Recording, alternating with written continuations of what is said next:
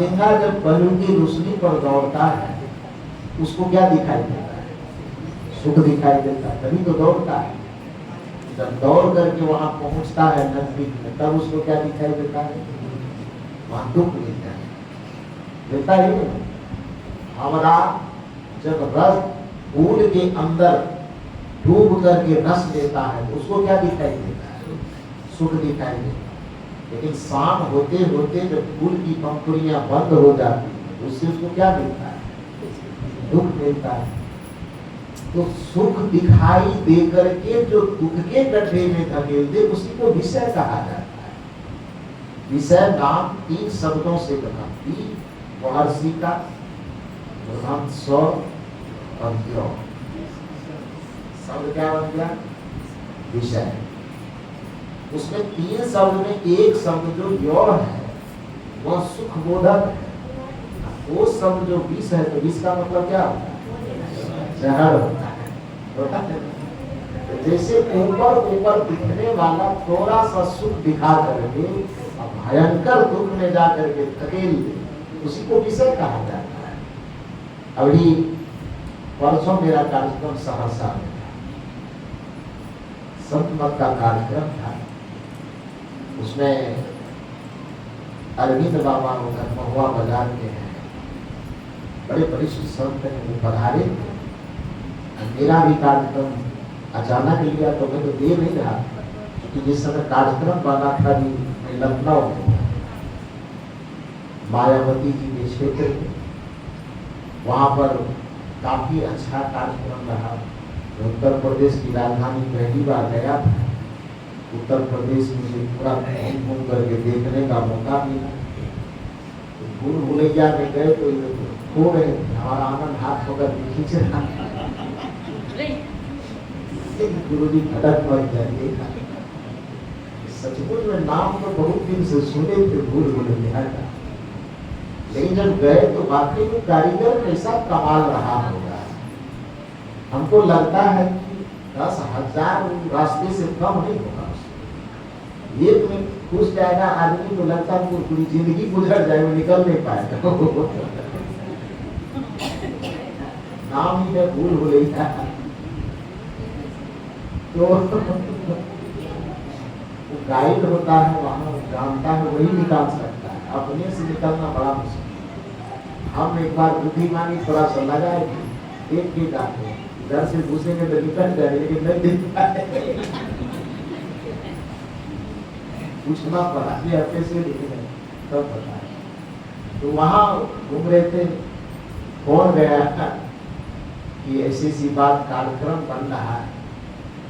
तो आयोजक से तो हम लोग नहीं ही माने, तो अरविंद बाबा से फोन करवाया गया है। उसका हम बहुत इज्जत करते, बड़े अच्छे संत हैं। तो जब वो उनकी तरफ से फोन गया तो मैं कहा कि ठीक है। तो लखनऊ कार्यक्रम करते हुए पटना में कार्यक्रम किया, और पटना से मुझे आश्रम आना था, तो आश्रम न आकर के मैं सहरसा गया। तो परसों वहाँ कार्यक्रम संपन्न हुआ है। तो वहाँ कार्यक्रम जब हो रहा था तो अरविंद बाबा एक बड़ा सुंदर प्रवचन कर रहे थे। वो क्या बता रहे थे? अपने बचपन की घटना बता रहे थे। वो घटना क्या था? कहा कि मेरी दादी, अपनी दादी की कहानी बता। मेरी दादी एक बकरा पाल के रखी। मेरी दादी उनकी दादी,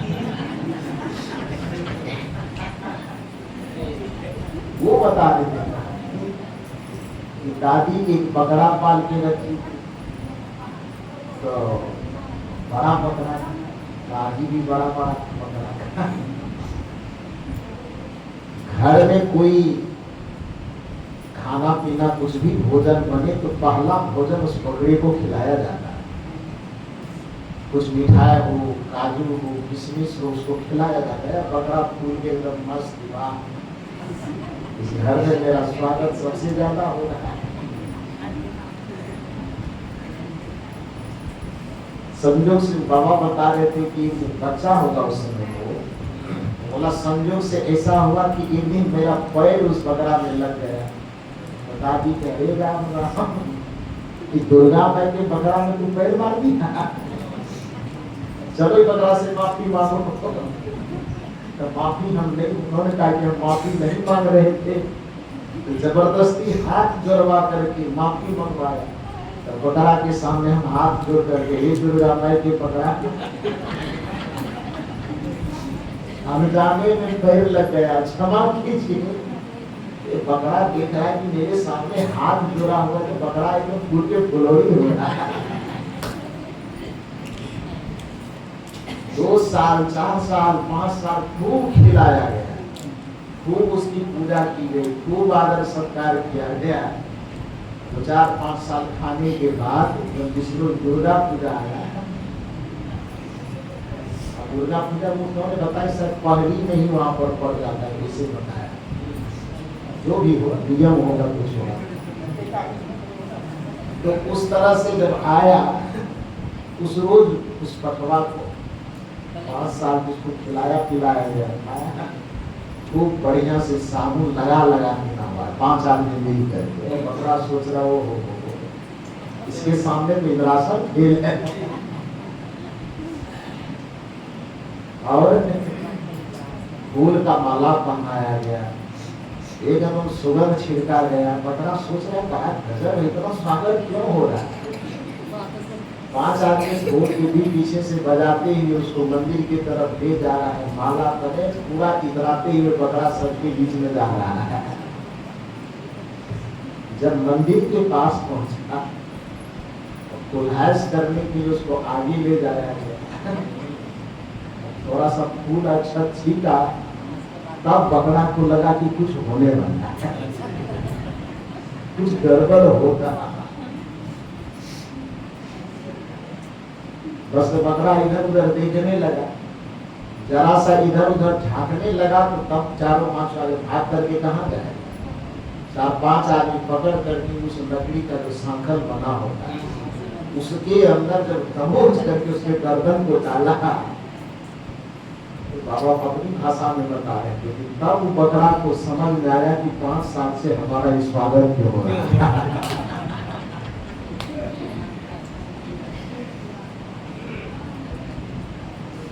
अब उसको 5 साल का सम्मान दिखाई दे रहा है, इधर सांकर में फंसा हुआ गर्दन दिखाई दे रहा है। सामने में वो जो पैर लगने पर वो बूढ़ी माता जो माफी मंगवाती थी, उस बूढ़ी माता के तरफ वो टुकुर टुकुर देख रहा है कि मैं जरा सा पैर छू जाता था, तू माफी मंगवाती थी, आज मेरा गर्दन फंसा हुआ है, तू काहे कुछ बोल रही है। सारा खेत तो बुढ़िया भैया का ही था। और आखिर में हुआ वही, सबके सामने में उसका गर्दन काट दिया है, गर्दन उधर पड़ा है, धड़ धड़ पड़ा है। माया इसी तरह से जीव को फंसाता है। वो यही समझाना चाह रहे थे इस कहानी के माध्यम से। विषय का चारा देकर, जैसे 5 साल तक उस बकरे को खिलाया गया, उस स्वप्न में भी कभी सोचता होगा कि हमारा वो हाल होने वाला है, कभी सोचेगा इधर पैर छुड़ा जाने पर जिसके सामने हाथ जोड़वाया जा रहा है, वो कभी स्वप्न में कैसे सोच सकता है कि एक दिन मेरा सांकर में गर्दन फंसा के काटेगा। लेकिन जो समझदार है, जो ज्ञानी है, जिसको हम बुद्ध पुरुष कहते हैं, जिसको ज्ञानी पुरुष कहते हैं, उस विषय के उस पीड़ा को पहले अनुभव कर देता है। जो विषय की उस पीड़ा को पहले अनुभव करता है, इसीलिए वो भोगों में नहीं फंसता। भगवान श्री कृष्ण ने कहा कि ये ही संस्पर्शदा भोगा मिलते आद्यंतवंत कौनते नाते सुरंते बुधा। बुद्ध जन बुद्धिमान व्यक्ति आदि से अंत तक उस विषयों में इसीलिए नहीं रमते हैं क्योंकि उसको मक्खन मेवा मिश्री में उस सांकर दिखाई देता है, उसको उस चाल के अंदर की वो बंसी दिखाई देती है कि ऊपर ऊपर चाल है, भीतर में क्या है, बंसी है। उसको दिखाई देता है कि ऊपर ऊपर ये फूल माला पहनाया जा रहा है, अब भीतर में रहस्य क्या छिपा है कि 5 साल के बाद क्या होगा, गर्दन काटा है। तो जो उसको नहीं परखता है उसी को संसारी, उसी को भोगी कहा जाता है। जो उस स्वागत माला के पीछे का सांकल देख लेता है उसी को ज्ञानी कहा जाता है, उसी को योगी कहा जाता है, उसी को साधु कहा जाता है, उसी को सन्यासी कहा जाता है। आत्मज्ञान के पथ में बढ़ने वाले लोगों को विषय के अंदर छिपे हुए उस भयंकर दुख को देखना होगा, समझना होगा। और वो समझ कहाँ पैदा होगी? दारू वाले के संग में वो समझ कहाँ पैदा होगी? गांजा भांग वाले के संग में। वो समझ जब भी पैदा होगी तो संतों के संग, वो समझ जब भी पैदा होगी तो किसी ज्ञानी के संग, वो समझ जब भी पैदा होगी तो किसी विवेकवान के संग। विवेकवान के संपर्क में आप आएंगे तो चाहे आप गृहस्थी जीवन जिए चाहे विरक्ति जीवन जिए, योगमय जीवन जीने का आपको रास्ता बता है। क्योंकि गृहस्थ जीवन भी एक मर्यादित जीवन है, उसको भी यदि मर्यादा के साथ जिया जाए तो कुछ लोग, हालांकि गृहस्थी को माया कहता है, नकारा नहीं जा सकता, लेकिन उस गृहस्थी जीवन को भी योग की भूमिका बनाई जा सकती है। कबीर साहब इसीलिए कहते हैं, संतो सो सद्गुरु मोहि भावे, जो भोग में योग सिखावे, संतो सो सद्गुरु मोहि भावे। इसी को ऋग्वेद में कहा गया कि तेन तत्तेन भुंजित था मां वृद्ध कस्य स्विद्धरम। संसार में भी यदि आप जी रहे हो, भोग में भी यदि आप जी रहे हो तो भोगो जरूर, लेकिन त्याग पूर्वक भोग करो। अब एक सवाल आता है कि त्याग एक अलग मामला है, भोग एक अलग मामला है, लेकिन भोग भी क्या त्याग पूर्वक भोगा जा सकता है? हाँ, भोगा जा सकता है। जैसे एक बात में बताओ, मान लीजिए कि आप सब्जी बनाते हैं, दाल बनाते हैं, तो सब्जी और दाल में आप नमक डालते हैं, इसलिए डालते हैं स्वाद के लिए। इसका मतलब है कि दाल सब्जी में नमक डालने से ही स्वाद आता। नमक न डाला जाए तो सब्जी और दाल स्वादिष्ट नहीं लगेगा, खाना अच्छा नहीं लगेगा। तो स्वाद नमक में ही है ना। यदि नमक में स्वाद है तो ऐसा करें कि 1 केजी दाल में 1.5 केजी नमक डाल दें तो स्वाद थोड़ा ज्यादा हो जाएगा।